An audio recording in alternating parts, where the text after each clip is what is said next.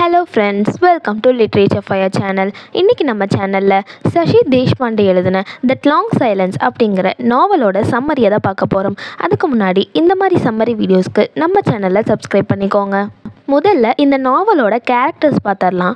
ஜெயா இவங்க தான் இந்த நாவலோட ப்ரொட்டகானிஸ்ட். இவங்களோட லைஃப்பில் இவங்க படுற கஷ்டத்தை தான் இந்த நாவலில் நம்ம பார்க்க போகிறோம். நெக்ஸ்ட் மோகன் ஜெயாவோட ஹஸ்பண்ட். ராகுல் அண்ட் ரதி. ராகுல் வந்து ஜெயா அண்ட் மோகனோட சன். ரதி வந்து ஜெயா அண்ட் மோகனோட டாட்டர். மிஸ்டர் கமட் இவர் ஒரு ஏர்லி விடோவராக இருப்பார். இவர் வந்து ஜெயாவுக்கு ஒரு நல்ல ஃப்ரெண்டாக வருவார். இந்த நாவலில் ஒரு சில ஃபீமேல் கேரக்டர்ஸ் வருவாங்க. அவங்கள இப்போ நம்ம பார்க்கலாம். குசும் வந்து ஜெயாவோட கசின். தென் மோகனோட மதர் வருவாங்க, பட் அவங்க நேம் மென்ஷன் பண்ணலை. அப்புறம் விமலா வந்து மோகனோட சிஸ்டர். ஜீஜா ஜெயாவோட மெய்டாக வருவாங்க. தாரா ஜீஜாவோட டாட்டர் இன்லா, அதாவது மருமகள். முக்தா ஜெயாவோட நெய்பர். நீலிமா முக்தாவோட டாட்டர், இவங்களும் ஒரு நெய்பர் தான். நாயனா ஒரு ஸ்வீப்பர் கேர்ள். மண்டா தாராவோட டாட்டர். ஆஷா ரவியோட ஒய்ஃப். ரவி யார் அப்படின்னா ஜெயாவோட பிரதர். இப்போ கன்ஃபியூசிங்காக இருக்க மாதிரி இருக்கும், ஆனால் ஸ்டோரியில் தெளிவாக புரிஞ்சிடும். இப்போ நம்ம ஸ்டோரி என்னென்னு பார்க்கலாம். இப்போ நம்ம ஜெயா அவங்கள பற்றி பார்க்கலாம். ஜெயா யாருன்னா ஒரு மிடில் கிளாஸ் கேர்ளாக வளர்ந்துட்டு வராங்க. இவங்களோட அப்பா யாருன்னா ஒரு சப்தகிரி ஃபேமிலியை சேர்ந்தவராக இருக்கார். இவங்களோட அம்மா ஆம்பெகான் அப்படிங்கிற ஃபேமிலியை சேர்ந்தவங்களாக இருக்காங்க. இவங்களுக்கு மொத்தம் 3 குழந்தைங்க இருக்காங்க. டேடா, ரவி, ஜெயா. அப்படி பார்த்தா ஜெயாவுக்கு 2 பிரதர்ஸ் இருக்காங்க. ஜெயாவோட அப்பா தன்னோட 3 குழந்தைங்களையும் கான்வென்ட் ஸ்கூலில் தான் படிக்க வச்சாரு. இருந்தாலும் ஜெயா மேலே ஒரு தனி அஃபெக்ஷன் அவங்க அப்பாவுக்கு இருந்துக்கிட்டே இருக்கும். ஜெயாவுக்கு ஏன் ஜெயா அப்படிங்கிற பேரை வச்சார் அப்படின்னா விக்டரி அப்படின்னு அர்த்தம், அதாவது வெற்றி அப்படின்னு அர்த்தம். அதனால தான் ஜெயா அப்படிங்கிற பேரை அவர் வச்சுருக்காரு. ஜெயா கிட்ட அவங்க அப்பா எப்போதும் சொல்லிக்கிட்டே இருக்கிறது என்ன அப்படின்னா, எப்போதுமே ஒரு இண்டிபெண்ட் கேர்ளாக இருக்கணும், யாரையும் டிபெண்ட் பண்ணி இருக்கக்கூடாது அப்படின்னு சொல்லி தான் வளர்த்துக்கிட்டே இருப்பார். ஜெயாவுக்கு என்ன ஒரு ட்ரீமாக இருந்தது அப்படின்னா, அவள் எப்படியாவது ஆக்ஸ்ஃபோர்டில் போய் படிக்கணும் அப்படிங்கிறது ஒரு ட்ரீமாக இருந்தது. பட் அன்ஃபார்ச்சுனேட்லி ஜெயா ஆக்ஸ்ஃபோர்டுக்கு போகிறதுக்கு முன்னாடியே அவங்க அப்பா இறந்துட்டாரு. ஸோ அவளோட எஸ்எஸ்சி எக்ஸாமினேஷன் எழுதுறதுக்கு அவளோட டேடா, அதாவது மூத்த அண்ணா தான் அவளை வந்துட்டு கூட்டிகிட்டு போய் எக்ஸாம் எழுத வைக்கிறாங்க. ஆனால் எக்ஸாமில் அவளுக்கு எதுவுமே தோணலை, ரொம்ப பிளாங்காக இருக்குது. அவங்க அப்பா இறந்தது அவளால் அக்செப்ட் பண்ணிக்கவே முடியல. அண்ட் அட் லாஸ்ட் வந்து எல்லாம் பிளாங்காக என்ன எழுதுன்னு தெரியாமல் அப்பா இஸ் டெட் அப்படின்னு அந்த லெட்டர் அந்த பேப்பரில் எழுதிட்டு அப்படியே பஸ்ட் அவுட் ஆயிடுறா. ரொம்ப அழுக ஆரம்பிச்சிட்றா. ஜெயாவோட அப்பா இறப்புக்கு அப்புறமா ஜெயாவோட அம்மா என்ன பண்ணுறாங்கன்னா, ஜெயாவையும் அவளோட பிரதர் ரவியையும் சண்டு மாமா கூட இருக்க சொல்லி அமுச்சு வச்சிடறாங்க. அங்கே ஜெயா ரொம்ப ஹோம்லெஸ்ஸாக ஃபீல் பண்ணுறா. அவளுக்கு யாருமே இல்லாத மாதிரி ரொம்ப லோன்லியாக ஃபீல் பண்ணுறா. அவளோட டேடா வந்து பாம்பேக்கு போயிடுறாங்க, அதாவது மூத்த அண்ணா பாம்பேக்கு போயிடுறாங்க. ஜெயா ரொம்ப லோன்லியாக ஃபீல் பண்ணுறா. அதுக்கப்புறம் என்ன டிசைட் பண்ணுறா அப்படின்னா, நம்ம காலேஜ் போய் ஃபர்தர் எஜுகேஷனை படிக்க ஆரம்பிக்கலாம் அப்படின்னு சொல்லி டிசைட் பண்ணுறா. இப்போது இந்த பக்கம் நம்ம மோகனோட லைஃப்பை பார்க்கலாம். மோகனோட ரியல் நேம் மனோகர், பட் எல்லாரும் இவரை மோகன் அப்படின்னு தான் கூப்பிடுவாங்க. மோகனோட சைல்ட்ஹுட் ஜெயாவை காட்டிலும் ரொம்ப மோசமாக தான் இருக்குன்னே சொல்லலாம். மோகனுக்கு 2 பிரதர்ஸ் இருக்காங்க, தின்கர் அண்ட் வசந்த். மோகனுக்கு ஒரு சிஸ்டரும் இருக்காங்க, விமலா. மோகனுக்கு அப்பா இல்லை, அம்மா மட்டும்தான். அவங்க அம்மா குடும்ப வறுமையால் ரொம்பவே சஃபர் ஆகிட்டு வராங்க. இதனால மோகனுக்கு ஸ்கூல் ஃபீஸ் கூட அவங்களால கட்ட முடியாது. வீட்டில் சாப்பாட்டுக்கு கூட பஞ்சம், அந்த மாதிரி தான் இருந்தது. இவங்க அம்மா வெளியே போய் சமையல் வேலை செய்வாங்க. ஏதாவது ஒரு கான்ட்ராக்ட் எடுத்து சமையல் செஞ்சு கொடுக்குற வேலை செய்கிறாங்க. அப்படி ஏதாவது ஒரு கான்ட்ராக்ட் வந்து சமையல் செஞ்சாங்கன்னா அந்த சாப்பாடை தான் இவங்க வீட்டுக்கு இவங்க குழந்தைங்களுக்கு எடுத்துகிட்டு வருவாங்க. அதை தான் மோகனும் அவங்க பிரதர் அண்ட் சிஸ்டரும் சாப்பிடுவாங்க. அப்படி வந்துட்டு ஏதாவது ஒரு பெரிய நிகழ்ச்சி ஏதாவது நடந்துச்சுன்னா இவங்களை கூடவே கூட்டிகிட்டு போய் அங்கே போய் மிச்சமாகிற சாப்பாடை சாப்பிட்ட கதையெல்லாம் இருக்குது. இந்த அளவுக்கு கஷ்டப்பட்டு தான் மோகன் வளர்ந்துட்டு வந்திருக்காரு. மோகன் எது மூலியமாக அவரோட எஜுகேஷனை கண்டினியூ பண்ணார் அப்படின்னா பேட்ரன், அதாவது ஒரு சேரிட்டி மாதிரி, இது மூலியமாக தான் அவர் எஜுகேஷனை கண்டினியூ பண்ணி படிச்சுட்டு வந்தார். ஒரு நாள் மோகனோட அம்மாவுக்கு கிராஸ்வேர்ட் ஹவுஸ் அப்படிங்கிற ஹவுஸ்லேருந்து ஒரு ஹவுஸ் வார்மிங் செரமனிக்கு குக்கிங் ஆர்டர் வருது. அப்போ மோகனும் அவரோட அங்கிளும் அங்கே போகிறாங்க. அங்கே பிராமின்ஸ் அப்படிங்கிறனால எல்லாருமே கீழே உட்காந்து தான் சாப்பிட்றாங்க. அப்போது ஒரு தொன்னையில் அவங்க வந்து சூடான தால் பருப்பு இருக்கும் இல்லையா, அதை வந்து அவ்வளோ உயரத்துலேருந்து ஊற்றுறாங்க. ஊற்றும் போது அவங்க வச்சுருந்த தொன்னை அப்படியே உருகி அந்த டால் எல்லாம் கீழே ஊற்றுது. இந்த அளவுக்கு ஒரு ரெஸ்பெக்டில் தான் அங்கே மோகனை ட்ரீட் பண்ணுறாங்க. இதெல்லாமே பார்த்து பார்த்து வளர்ந்த மோகனுக்கு என்ன ஆகுதுன்னா, வாழ்க்கையில் எப்படியாவது பணம் சம்பாதிக்கணும், பணம் தான் எல்லாம் அப்படின்னு சொல்லி பணம் மேலே ஒரு பெரிய டெம்டேஷன் உருவாகுது. அண்ட் ஆல்சோ ஒரு எஜுகேட்டட் லேடி அண்ட் ஆல்சோ ஒரு இங்கிலீஷ் ஃப்ளூயண்ட்டாக பேசுகிற ஒரு லேடியை தான் நம்ம கல்யாணம் பண்ணிக்கணும் அப்படிங்கிற டெம்டேஷனும் உருவாகுது. இப்படியே காலங்கள் போகுது. இன் கோர்ஸ் ஆஃப் டைம் மோகன் வந்து ஒரு ஜூனியர் இன்ஜினியராக நியூ ஸ்டீல் பிளான்ட்டில் ஒர்க் பண்ணுறாரு லோஹன் நகரில். இப்போ ஜெயாக்கும் மேரேஜ் அலைன்ஸ் பார்த்துட்ருக்காங்க. ஜெயாவுக்கு மோகனோட அலைன்ஸை தான் காமிக்கிறாங்க. ஜெயாவோட டாடா மோகனை பற்றி நிறைய ப்ரைஸ் பண்ணி பேசுகிறாரு. என்னென்னா, மோகன் ஒரு குட் இன்ஜினியராக இருக்கார், நல்லா ஏர்ன் பண்ணுறாரு அண்ட் ஆல்சோ அழகாக இருக்கார், அவரோட டீத் அழகாக இருக்குது, அவர்கிட்ட எந்த மிஸ்டேக்ஸும் இல்லை, அவர் ஸ்மோக் பண்ண மாட்டார், ஹோட்டலில் சாப்பிட மாட்டார் and also he is from a good Brahmin family and also அவர் எந்த விதமான வரதட்சணை அதாவது டவுரி எதுவுமே கேட்கல. அவர் எதிர்பார்க்கறதெல்லாம் ஒரு டீசெண்டான நல்லா வந்து இங்கிலீஷ் பேசுகிற ஒரு பொண்ணை தான் எதிர்பார்க்குறாரு. ஸோ ஜெயா நீ நல்லா சூட் ஆவ அப்படின்னு சொல்லி ஜெயாவோட டாடா ஜெயா கிட்ட இவ்வளோ ப்ரைஸ் பண்ணி மோகனை பற்றி சொல்லிக்கிட்டு இருக்காங்க. அது இதுன்னு சொல்லி கடைசியில் ஜெயாவை ஒத்துக்க வைக்கிறாங்க. ஜெயாவுக்கும் மோகனுக்கும் மேரேஜும் நடந்துருச்சு. இப்போ எல்லா பொண்ணுங்களுக்கும் இருக்க மாதிரி ஜெயாவுக்கு நிறைய மேரேஜை பற்றி ட்ரீம்ஸ் இருக்குது. மேரேஜ் லைஃப்னால் ரொம்ப ஹாப்பியாக இருக்கும். இந்த சினிமாவில் வர மாதிரி நம்ம லவ்வர் வந்து நமக்கு ஐ லவ் யூ சொல்லிக்கிட்டே இருப்பாங்க, அது இதுன்னு சொல்லி ரொம்பவே வந்துட்டு ஒரு ஹாப்பியான ட்ரீம்ஸோடு இருக்கா. பட் அவள் ட்ரீம்ஸ் எதுவுமே நடக்கலை, ரியாலிட்டி ரொம்ப வேறு மாதிரி இருக்குது. அப்போ தான் அவள் உணர்றா ஜஸ்ட் அது எல்லாமே வந்து ஒரு லவ் அஃபையரில் தான் நடக்கும், ஒரு மேரேஜில் நடக்காது அப்படின்னு சொல்லி அவள் அப்போ தான் ரியலைஸ் பண்ணுறா. மோகன் ஜெயாவுக்கு சுஹாசினி அப்படின்னு ஒரு நிக் நேம் வைக்கிறாங்க. அப்படின்னா என்னோட ஹஸ்பண்டுக்கு செல்லமாக பெட்டாக இருக்கிற ஒரு பொண்ணுன்னு அர்த்தம். ஜெயாவோட மேரேஜ் லைஃப் ரொம்பவே மோசமாக இருந்தது. ஏன் அப்படின்னா மோகன் அவகிட்ட எந்த ஒரு லவ் அண்ட் அஃபெக்ஷன் எமோஷன்ஸ் எதுவுமே வேல்யூ பண்ணிக்கல. He is only for the sex and always for the sex. மோகன் சும்மா வேலைக்கு போகிறது வர்றது, ஜெயா கிட்ட எதுவும் ஷேர் பண்ணிக்கிறது இல்லை, உட்காந்து பேசுறது இல்லை. But he wants always the sex. இது மட்டும்தான் அவருக்கு வேணுமான விஷயமா இருந்தது. ஜெயா வந்து ரொம்பவே ஃப்ரஸ்ட்ரேஷன் ஆயிட்டாங்க. இப்படி ஆயிடுச்சு நம்ம வாழ்க்கைன்னு சொல்லி, என்ன இவர் இப்படி இருக்காருன்னு சொல்லி ரொம்பவே ஒரு குழப்பமாக தான் இருக்காங்க ஜெயா. இப்படியே காலங்கள் போகுது. இவங்களுக்கு 2 குழந்தைங்களும் பிறக்கிறாங்க, ராகுல் அண்ட் ரத்தி. இப்படியே ஜெயா மோகனோட ஒய்ஃபாக கண்டினியூ ஆகுறாங்க. எப்படின்னா எந்த ஒரு லவ்வும் இல்லாமல் ஜஸ்ட் அஸ் அ செக்ஷுவல் பார்ட்னராக. ஜெயா அவங்க லைஃப்பில் ரொம்பவே ஃபெட்டப் ஆகுறாங்க. அவங்க வாழ்க்கையை அவங்களுக்கு வெறுத்த மாதிரி ஃபீல் பண்ணுறாங்க. அப்போ தான் ஜெயா வந்து எழுத ஸ்டார்ட் பண்ணுறாங்க. ஜெயா வந்து நிறைய விமன் மேகசின்ஸை எழுதுகிறாங்க. அந்த விமன் மேகசின்ஸில் ஒரு திருமணமான பெண்ணுக்கு வாழ்க்கை எப்படியெல்லாம் இருக்கணும்னு ஆசைப்படுவா, ஆனால் அது எப்படியெல்லாம் இருக்குது, ஒரு பெண்ணானவள் எவ்வளோ வந்துட்டு சஃபர் ஆகிறா அப்படிங்கிறத பற்றி நிறைய விமன் மேகசின்ஸ் எழுதுகிறாங்க. இதை பார்த்து மோகனுக்கு ரொம்ப கோபம் வருது. என்ன நம்ம வாழ்க்கையை வந்து வெளி உலகத்துக்கு போய் காமிக்கிறியா அப்படின்னு சொல்லி ரொம்ப கோவப்படுறாங்க. மோகன் ஜெயாவோட கம்ப்ளீட் செக்ஷுவல் லைஃப் மட்டும்தான் வாழ்கிறாங்க. எந்த ஒரு எமோஷனல் கனெக்டிவிட்டியும் ஜெயாக்கும் மோகனுக்கும் கிடையாது. இப்போ மோகனுக்கு என்ன ஆகுது அப்படின்னா, மோகன் ஒரு ஜூனியர் இன்ஜினியராக வேலை செய்கிறாரு இல்லையா, அங்கே வந்துட்டு அவரோட வேலைக்கு ஒரு ப்ராப்ளம் வந்து அவரை வேலையை விட்டு போக சொல்கிறாங்க. வேலையை விட்டு போக சொல்லவும் அவருக்கு வந்து என்ன பண்ணுறதுனே தெரியல. அப்போ தான் வந்து அவங்க குடும்பம் ரொம்ப ஏழ்மையை ஃபேஸ் பண்ணுது. சர்ச் கேட்லேருந்து டார்டர் அப்படிங்கிற இடத்துக்கு மூவ் ஆகுறாங்க. ஜெயாவும் மோகனும் ரொம்ப ஒரு பாவர்ட்டியை ஃபேஸ் பண்ணுறாங்க. அவங்கக்கிட்ட வந்து போதிய பணமே இல்லை, சாப்பாட்டு கூட பணம் இல்லை, ஒரு ரொம்ப ஏழ்மையான வீட்டில் வாழ்கிற மாதிரி ஒரு சூழ்நிலை ஆயிடுச்சு.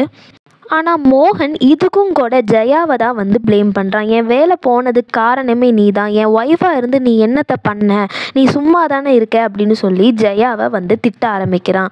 நீ ஒரு நல்ல ஒய்ஃப்னா என்ன பண்ணியிருக்கணும், என்னோட சீஃப் இன்ஜினியர், இங்கே சீஃப் இன்ஜினியரை சிஇன்னு மென்ஷன் பண்ணுறாங்க, என்னோட சிஇயோட ஒய்ஃபோட நீ ஃப்ரெண்டாக இருந்திருந்து இந்த மாதிரி நீ கேட்டிருந்தனா எனக்கு வேலை போயிருக்குமா அப்படின்னு சொல்லி இதுக்கும் கூட ஜெயாவை தான் மோகன் வந்துட்டு ப்ளேம் பண்ணுறான். ஜெயாவுக்கு மோகன் மேலே இருக்க லவ்னால இவன் ஏதோ வந்துட்டு பசியில் கத்துற குழந்தை மாதிரி பேசிகிட்டு இருக்கான்னு சொல்லி அவளுக்குள்ளேயே அவள் சிரிச்சுக்கிட்டு அமைதியாக இருக்கா. இப்படி கத்திட்டு போன மோகன் திரும்ப வீட்டுக்கு ரொம்ப நாள் வரவே இல்லை. ஜெயா தன்னோட ஹஸ்பண்டால் கைவிடப்பட்ட பெண்ணாக வாழ்ந்துக்கிட்டு இருக்கா. மீன்வேல் மோகனுக்கு ஒரு நல்ல வேலை அதுக்கப்புறம் கிடச்சிருது. ஆனால் அவர் வீட்டுக்கே வரலை. ஜெயா தான் தன்னந்தனியாக அவளோட 2 குழந்தைங்களையும் பார்த்து வளர்த்துக்கிட்டு வந்துட்டுருக்கா தாதரில். மோகன் விட்டுட்டு போன இந்த சமயத்தில் ஜெயாக்கு என்ன ரொம்ப ஒரு ஆறுதல் தருது அப்படின்னா அவளோட ரைட்டிங் மட்டும்தான். நிறைய எழுத ஆரம்பிக்கிறா. அவள் ரைட்டிங்ஸ் வந்து ரொம்ப ஃபேமஸ் ஆகுது. அவள் ரைட்டிங்ஸை பப்ளிஷ் பண்ண ஒரு ரைட்டர் கமெட் அப்படிங்கிறவர் தான் ஹெல்ப் பண்ணுறாரு. ஜெயாக்கும் கமெட்க்கும் இடையே ஒரு நல்ல ஃப்ரெண்ட்ஷிப் பாண்ட் கிரியேட் ஆகுது. ஜெயா ஒரு தடவை கமெட் கிட்ட பேசிகிட்டு இருக்கும்போது கமெட் ஜெயாவோட ஷோல்டரை டச் பண்ணி பேசுகிறாங்க. அப்போ ஜெயாவுக்கு ரொம்ப கோவம் வந்து சடனாக வந்து அங்கே அந்த இடத்த விட்டு மூவ் ஆயிடுறா. இதுலேருந்தே தெரியுது மோகன் மேலே ஜெயா எவ்வளோ லவ்வாக இருக்காங்க. அவங்க என்னதான் செக்ஷுவல் டார்ச்சர் பண்ணாலும், என்னதான் ஒரு ஹஸ்பண்டாக நடந்துக்கலனாலும், என்னதான் ஜெயாவை ப்ளேம் பண்ணாலும், எவ்வளோக்கு எவ்வளோ அவங்க லவ்வோட இருந்திருந்தா கமெட்டோட ஃப்ரெண்ட்லி டச்சை கூட அவங்க அக்செப்ட் பண்ணிக்கல அப்படின்னு நமக்கு இதில் தெளிவாக தெரியுது. இன் கோர்ஸ் ஆஃப் டைம் ஜெயாவோட சில்ட்ரன்ஸோட நடவடிக்கையும் சரியில்லை. ஜெயாவோட சன் ராகுல் ஒரு நாள் வீட்டை விட்டு போயிட்டான். எங்கே தேடியும் கிடைக்கல. அண்ட் அட் லாஸ்ட் அவன் எங்கே போயிருக்கான்னு ஜெயாவுக்கு தெரிய வருது அப்படின்னா மோகனோட பிரதர் வசந்த் இருக்கார்லே, அதாவது ராகுலுக்கு அங்கிள், அவங்க வீட்டுக்கு போயிருக்கான் அப்படின்னு தெரிய வருது. ஆல்சோ ஜெயாவோட டாட்டர் ரதியும் அவளே வந்து அவள் க்ரோ ஆகிக்கிறா. எதுவும் சொல்கிற பேச்சை கேட்கறதில்ல. அவள் வந்து அவள் லைஃப்பை பார்த்துக்கிறா அப்படிங்கிற மாதிரியான பிஹேவியர்லாம் அவகிட்ட தெரிய வருது. ஜெயாவோட மேரேஜ் லைஃப் ரொம்ப மோசமாக போய்கிட்டு இருக்கு. அவங்க ரொம்ப ஃப்ரஸ்ட்ரேஷனில் இருக்காங்க. இது எல்லாமே அவங்க லைஃப்பில் ஃபேஸ் பண்ணிக்கிட்டு வந்துட்டு இருந்தாங்க இல்லையா. அந்த டைமில் இவங்க நிறைய விமன் கேரக்டர்ஸை அவங்க லைஃப்பில் க்ராஸ் பண்ணி வந்தாங்க. அது எல்லாத்துலேருந்தும் இவங்க நிறைய விஷயம் தெரிஞ்சுக்கிட்டாங்க. அது என்னென்ன கேரக்டர்ஸ் என்னென்ன ஃபேஸ் பண்ணாங்கன்னு இப்போ நம்ம பார்க்கலாம். முதல்ல ஜெயா குசம்மை அவள் லைஃப்பில் க்ராஸ் பண்ணுறா. குசம் யார்னா ஜெயாவோட கசின். குசம் வந்து அவங்களோட மேரேஜ் லைஃப்பை ரொம்பவே நல்லா தான் வாழ்ந்துக்கிட்டு இருந்தாங்க. என்ன ஆச்சு அப்படின்னா அவங்களுக்கு குழந்தை இல்லை அப்படிங்கிற காரணத்தை காட்டி அவங்க மேரேஜ் லைஃப்பில் இருந்து அவங்கள வெளியே அனுப்பிட்டாங்க. அவங்களோட ஹஸ்பண்டும் மதர் இன்லாவும். அதில் இருந்து குசம் வந்து ரொம்பவே மென்டல் இல்னஸ்னால சஃபர் ஆகி நிறைய ட்ரீட்மெண்ட்டும் எடுத்துக்கிட்டு இருந்தாங்க. ஜெயா தான் அவங்களுக்கு அவங்க வீட்டில் ஷெல்டர் கொடுத்து பார்த்துக்கிட்டும் வந்துட்டு இருந்தாங்க. திரும்ப அவங்க வீட்டுக்கு போறியான்னு கேட்டாவே குசம் ரொம்ப பயந்து ஐயோ நான் போகல அப்படிம்பாங்க. அப்போ பாருங்கள் எந்த அளவுக்கு அவங்க ஒரு மென்டல் டார்ச்சர் அங்கே அனுபவிச்சிருப்பாங்க அப்படின்னு சொல்லி. அண்ட் அட் லாஸ்ட் அவங்க வந்து ரொம்ப விரக்தியில் என்ன பண்ணிக்கிட்டாங்க அப்படின்னா ஒரு கிணத்துல விழுந்து இறந்துட்டாங்க. இப்போ ஜீஜா பற்றி பார்க்கலாம். ஜீஜா யாருன்னா ஜெயாவோட மெய்டு. இப்போ ஜீஜாவோட லைஃப்பை பற்றி பார்க்கலாம். ஜீஜாவுக்கு பார்த்தீங்கன்னா குழந்தையே இல்லை. இவங்களுக்கு குழந்தையே இல்லைங்கிற காரணத்தை காட்டி இவங்க ஹஸ்பண்ட் நிறைய குடிக்க ஆரம்பிச்சிட்டாங்க. அண்ட் ஆல்சோ வேற ஒரு கல்யாணமும் பண்ணிக்கிட்டாங்க. ஜீஜா வந்து ரொம்பவே ஒரு சிம்பிளான உமன். இவங்க ஹஸ்பண்ட் வேற கல்யாணம் பண்ணிக்கிட்டாங்கன்னு இவங்க எந்த கம்ப்ளைண்ட்டும் அவர்கிட்ட பண்ணாமல் அவங்க ரொம்ப சைலண்டாகவே போய்கிட்டு இருந்தாங்க. கொஞ்ச நாள் கழிச்சு அவங்க ஹஸ்பண்ட் கல்யாணம் பண்ண இன்னொரு அந்த ஒய்ஃப் இருக்காங்க இல்லையா, அவங்களுக்கு டிபினால அவங்க இறந்துட்டாங்க. ஸோ அதுக்கப்புறம் அவரோட 2 குழந்தைங்களையும் ஜீஜாவை பார்த்துக்க சொல்லி இவங்க கிட்ட அந்த குழந்தைங்களை தள்ளிட்டாரு.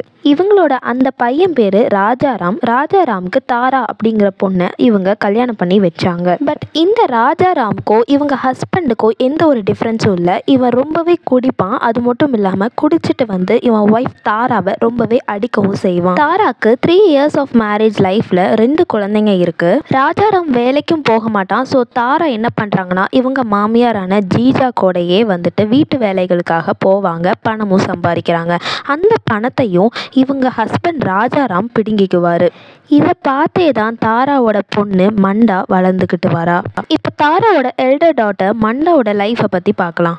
இவளோட அம்மா தாரா இவ்வளோ சஃபரிங்ஸை ஃபேஸ் பண்ணுறனால மண்டாவும் பார்த்திங்கன்னா ஒரு ஒர்க்கிங் கேர்ள் சைல்டாக வளர்ந்துட்டு வரா.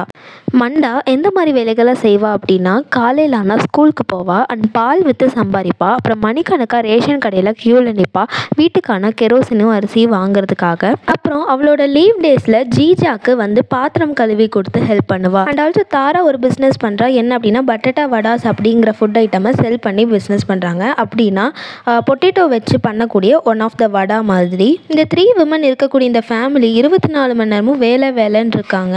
அவ்வளோ வந்துட்டு ஒரு சஃபர் ஆகக்கூடிய ஒரு ஹெல்லில் இருக்கிற மாதிரியான லைஃப் தான் இவங்க வாழ்கிறாங்க. ஏதாவது ஒன்று நடந்து இந்த 3 விமனும் இதுலேருந்து இந்த ஹெல்லிலேருந்து வெளியே வந்துட மாட்டாங்களா அப்படின்னு சொல்லி ஜெயா ரொம்பவே வருத்தப்படுவாங்க.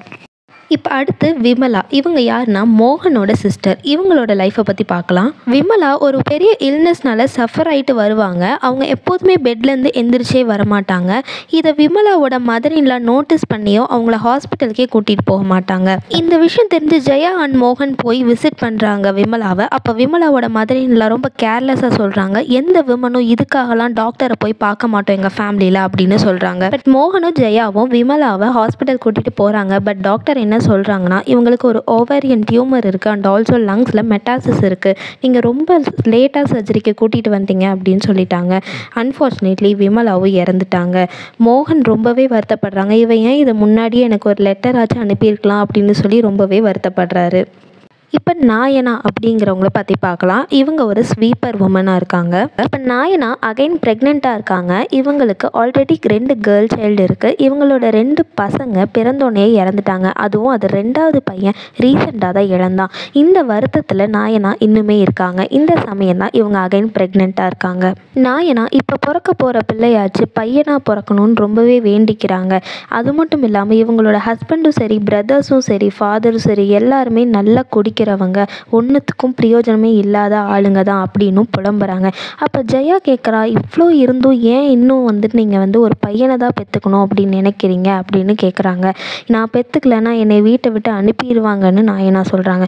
பட் நான் கேட்கலாம், என்னை எப்படி நீங்கள் அனுப்புவீங்கன்னு நான் கேட்கலாம். ஆனாலும் நான் ஏன் பையன்தான் பிறக்கணும்னு ஆசைப்பட்றேன்னா, பொண்ணு பிறந்து ஒரு பையன் டாமினேட்டடாக இருக்கிற சொசைட்டியில் நம்மள மாதிரியே கஷ்டப்படுறதுக்கு பையனே பிறந்துட்டு போயிட்டோம்னு நான் நினைக்கிறேன் அப்படின்னு அவங்களோட லாங் சைலன்ஸை இதில் வெளிப்படுத்துகிறாங்க.